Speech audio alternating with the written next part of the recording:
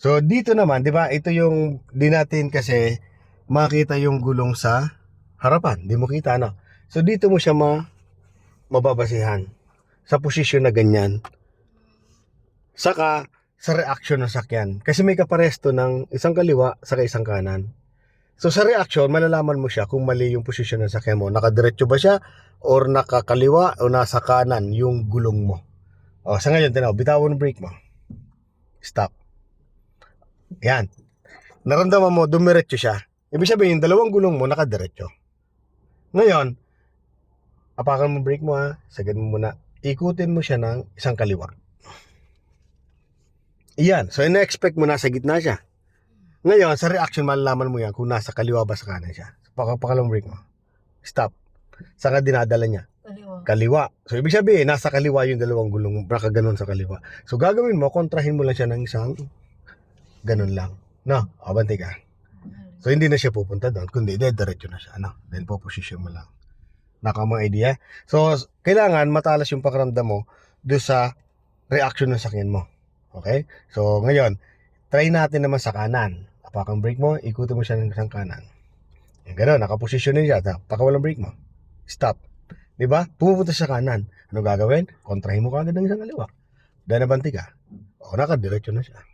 Okay? So, sa reaction, sa position, malalaman mo kung nasa ng gulong mo. Okay? Dito ka lang magbabase sa kanya. Hindi pwede pagbasehan yung ganyang itsura. Hindi pwede. Okay? Hindi ganito yung pwedeng. Diyan ka lagi. Ito yung ano mo. Ito yung guide mo. Para nasa gitna yung gulong kung nasa gitna pa. No? Okay? Para iwas disgrasya, iwas sabit. Iwas diretso lang. Saan kaya tayo? Okay, so dito sa kaliwa tayo. Pupuntang kaliwa. Okay? Paano naman yung paikot? Pagpaikot, ganito. Basta, iikutin mo manibela mo na to. Okay? Pag tumapat ang uso ng sakyan mo, dyan sa kanto na yan. Pero hindi mo siya itotodo. O parang ganito, sige, ikutin mo siya dahan-dahan. Sige, ikutin dahan-dahan. Tapos, pag tumapat ang balikat mo sa pinakanto, todo mo manibela mo. Todo. Yan yung todo. Okay, then pagramdam mo na yung katawan ng sakyan mo, lumalapit na doon, babalik mo naman, dahan-dahan. Pag nakita mong pantay na, yung posisyon ng sakyan mo, saka lagay mo naman sa gitna. Nakita mo? Dalawang ikot lang yan, di ba? Yung dalawang ikot. Okay? So, try natin dyan sa kanan. Okay, bandi ka. Ay, pakaliwa pala tayo. Signal kang kaliwa. Diretso lang. Pakawalang brake mo. Okay. Yes. Yan. Ayun. Hanapin mo pinakakanto nito. Slow down lang. Relax lang. Ayan o. Yung gusto ng sakyan mo, lumalapit na sa kanto. Ikutin mo na dahan-dahan. Yan. Dahan-dahan lang ha. Sige, go. Sige. Sige. Pakawalang brake mo. Yan. Dahan-dahan lang. Sige lang. Yan. Dahan-dahan lang. Yan. Sige. Dahan. Oh. Dahan. Okay, wala pa yung balikat mo sa kanto. Itong kanto mo ha. Yan o. Sa kanto pa. Yan o. Ito yung balikat mo. Lapit na o. Yan o. Stop. O, nakatapat ng balikat mo sa kanto. Tama. O, todo mo naman nabela mo. Iyon. O, diretso ka. Diretso na. Ano? O, safe ka na dito. So, dyan naman yung ano. Ito, walang problema ka na dito. Sa e-bike na to. Okay? So, go. Diretso ka. Tapos yung katawan ng sakyan mo dyan, yung uso ng sakyan mo pupunta dyan na nakaramdam mo. O lalagaganon mo, nababalik mo na siya. Balik na. Sige, balik siya. Okay, sige lang. Sige pa, baka walang brake mo. Okay. Yan. Then pag bumantay na yan, di pa nakapantay ha, di pa pantay tayo ha. Pag pantay na yan, daan mo na at igitna na yung manibela. O yan na yun o. O, di ba? So hindi ka nasasabit. Kahit anong sikip ng area, gawin mong pattern yan, yung sinasabi ko sa yung pattern, hindi ka sasabit ng tagiliran mo kahit anong sikip ng mga space ng mga sakit ng liguan. Okay? Pakawalan brake mo. Pakawalan mo na. Okay, diretso ka. O ngayon, yung posisyon naman sa sakyan mo, kailangan alam mo ha kung pupunta sa ano. Kasi bitawan mo lang brake mo. Ayan, di ba? Nandito siya. O kakabig ka ng konting kaliwa, then gitna pag okay na. Pag ramdam mo pumupunta siya sa kaliwa, ayan o. Dadali mo siya sa kanan. Then pagpantay na, gitna agad manibela ha. Okay? Pag ramdam mo naman pumunta siya dito, dali mo sa kaliwa. Pag pumantay na siya, igitna mo agad manibela. No? Okay? O, ganun lang yan, no? Okay? So, liliko tayo dito ng kaliwa. Signal ka ng kaliwa. Sige lang, kaliwa. Kaliwa, ganun. Yan. Pakawalang brake mo.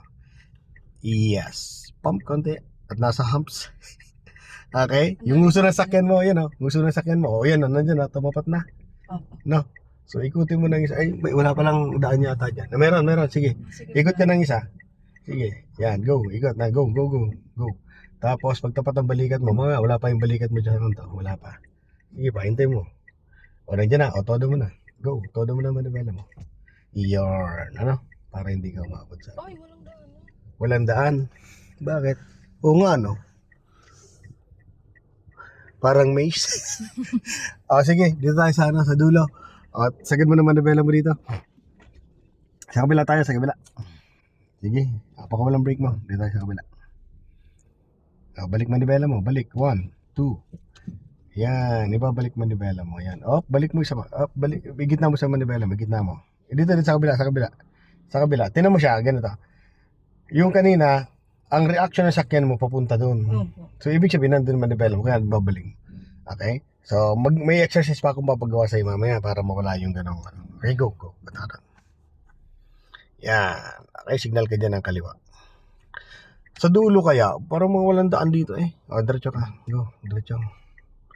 Sige, diretso. Sinarado na yung mga daan. Ano, ma'am? Okay. Slow down ka dito. O, ito pala sa ano. O, diba? Dito wala namang sakyan. So, atras ka nga muna, ma'am. Atras ka. Pwede tayo dyan, pwede tayo. Atras ka. Hanggang tumapat lang yung balikat mo dyan. Atras.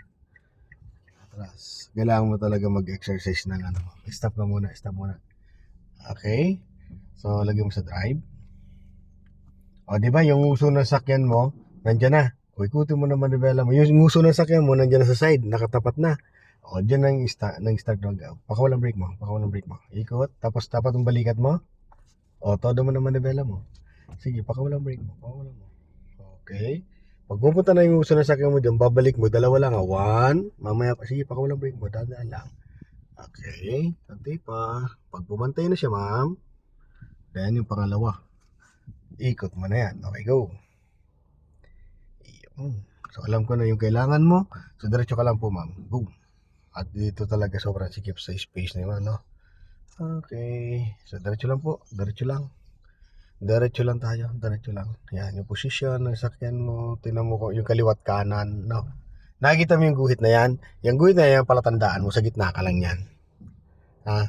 Okay, diretso lang. Go. Yan. Pag ramdam mong medyo maano ka di sa kanan, pumunta ka ng kanting kaliwa. Okay? So, diretso lang tayo. Diretso. Yan. So, kailangan ng mata mo nandun sa unahan, ha?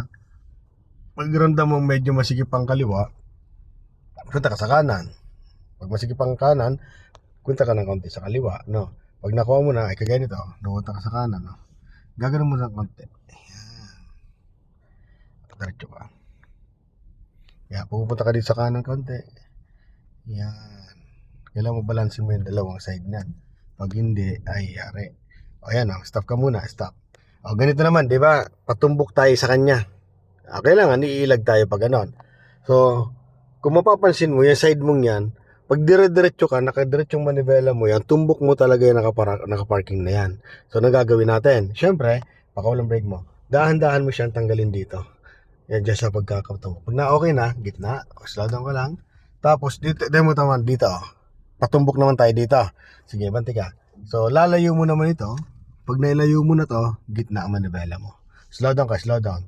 Diba? Ito, tinan mo. Patumbok ulit tayo dito sa pulang sakyan. Itong side na to, tumbok na tumbok talaga, ano. So, ang gagawin natin, dahan-dahan lang. Sige, dahan-dahan na takbo. Ilalayo mo siya dahan-dahan to. Pag ramdam mo nang humiris na yan, ito. Humiris na. Sige pa. O, gitna mo naman manibela mo. No?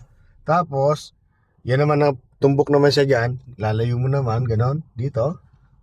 Pag pumantay na, gitna mo naman manibela mo. Okay, stop ka. Yan, tumapat na uli yung uso ng sakyan mo, umikot ka na ng manibela dyan. Sige, unti-unti lang. Pag tumapat ang balikat mo, yan, sa kanto, sige, pakawalang brake mo. Todo mo na manibela mo. Todo na. Todo. Yan. Then, pag ang uso ng sakyan mo, ramdam mo po gano'n, babawiin mo naman siya. 1. Mamaya mo pa igigit na pag pantay na yung katawan ng sakyan mo sa unahan, ano? Ano, anak mo? Yarn. O, di ba? O, go. Pakawalang brake mo. Gaganon posisyon. Saan ka ba liliko dyan? Doon?